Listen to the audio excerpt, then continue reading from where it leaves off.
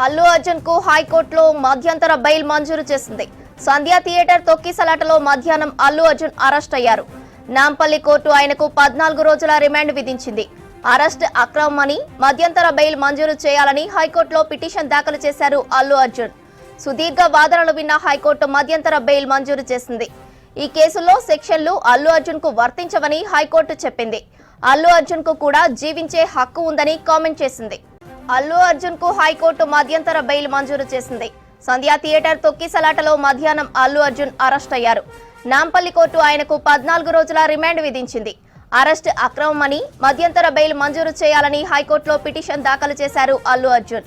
సుదీర్ఘ వాదనలు విన్న హైకోర్టు మధ్యంతర బెయిల్ మంజూరు చేసింది. ఈ కేసులో సెక్షన్లు అల్లు అర్జున్ కు వర్తించవని చెప్పింది హైకోర్టు. అల్లు అర్జున్ కు కూడా జీవించే హక్కు ఉందని కామెంట్ చేసింది. అల్లు అర్జున్ కు హైకోర్టు మధ్యంతర బెయిల్ మంజూరు చేసింది. సంధ్యా థియేటర్ తొక్కిసలాటలో మధ్యాహ్నం అల్లు అర్జున్ అరెస్ట్ అయ్యారు. నాంపల్లి కోర్టు ఆయనకు 14 రోజుల రిమాండ్ విధించింది. అరెస్ట్ అక్రమమని మధ్యంతర బెయిల్ మంజూరు చేయాలని హైకోర్టులో పిటిషన్ దాఖలు చేశారు అల్లు అర్జున్. సుదీర్ఘ వాదనలు విన్న హైకోర్టు మధ్యంతర బెయిల్ మంజూరు చేసింది. ఈ కేసులో సెక్షన్లు అల్లు అర్జున్ కు వర్తించవని హైకోర్టు చెప్పింది. అల్లు అర్జున్ కు కూడా జీవించే హక్కు ఉందని కామెంట్ చేసింది. మరిన్ని అప్డేట్ షరీఫ్ అందిస్తారు. షరీఫ్, అల్లు అర్జున్ జైలు నుంచి బయటకొచ్చే ఛాన్స్ ఉందా? నాంపల్లి కోర్టులో రిమాండ్కు తరలించినప్పుడు అక్కడ ఒక సస్పెన్స్ నెలకొంది.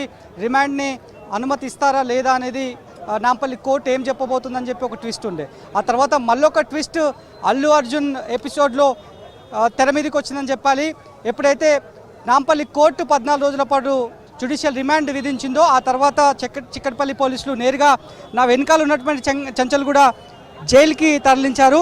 లోపలికి వెళ్ళగానే అనూహ్యంగా మళ్ళీ అప్పటి నుంచే హైకోర్టులో పిటిషన్ నడుస్తోంది. క్వాష్ పిటిషన్ పైన ఇరు వాదనలు కొనసాగుతున్నాయి.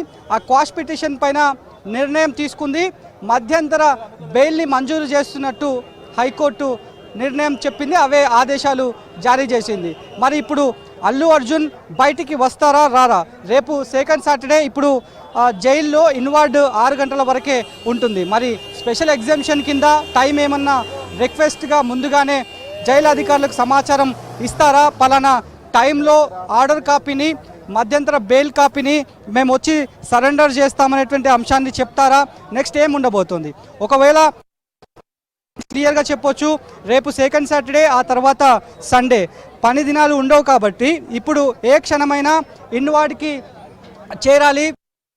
సంబంధించినటువంటి జడ్జిమెంట్ కాపీ, ఇంట్రిమ్ బెయిల్ని ఇచ్చారు. ఏ కండిషన్తో బెయిల్ ఇచ్చారు అనేటువంటి విషయాలపైన ఆర్డర్ కాపీ బయటికి వచ్చిన తర్వాత మరింత క్లారిటీ వచ్చే అవకాశం కనిపిస్తోంది. సో 6 గంటల వరకే చాలాసార్లు మనం చూసినాం. 6 గంటల వరకే ఇన్వార్డ్ ఉంటుంది. ఆ జడ్జిమెంట్ కాపీని ఇక్కడి జైలు అధికారులకు సబ్మిట్ చేస్తే మళ్ళీ అక్కడి నుంచి బయటికి అల్లు అర్జున్ వచ్చే అవకాశం కనిపిస్తోంది. ఎప్పుడైతే హైకోర్టు క్వాష్ పిటిషన్ పైన నిర్ణయం చెప్పిందో ఆ నిర్ణయంతో అల్లు అర్జున్ మామ కంచర్ల చంద్రశేఖర్ రెడ్డి కొద్దిసేపటి క్రితమే చంచల్గూడ జైల్ ప్రాంగణానికి చేరుకున్నారు. మీడియాతో కూడా ఆయన ఇంటరాక్ట్ అయ్యారు. ఫ్యాన్స్కి సంబంధించినటువంటి అందరూ కోరుకున్నది ఇదే కాబట్టి, వాళ్ళ ఆశీర్వచనాలు ఉన్నాయి కాబట్టే అల్లు అర్జున్కి బెయిల్ మంజూరైంది.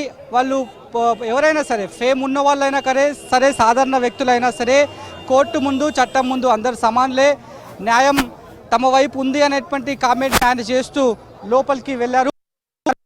అల్లు అర్జున్ ఎప్పుడు బయటికి వస్తారు? ఒకవేళ ఇప్పుడు ఇవాళనే బయటికి వస్తారా?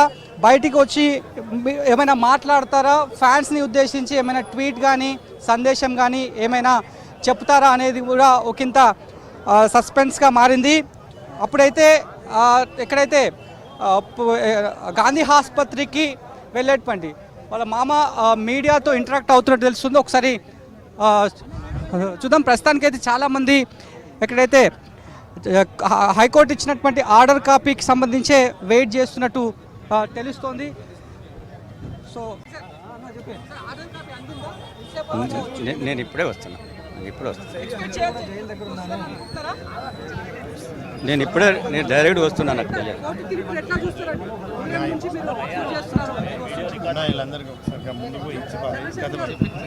అందరికీ నమస్కారం. బెయిల్ వచ్చింది, చాలా సంతోషం.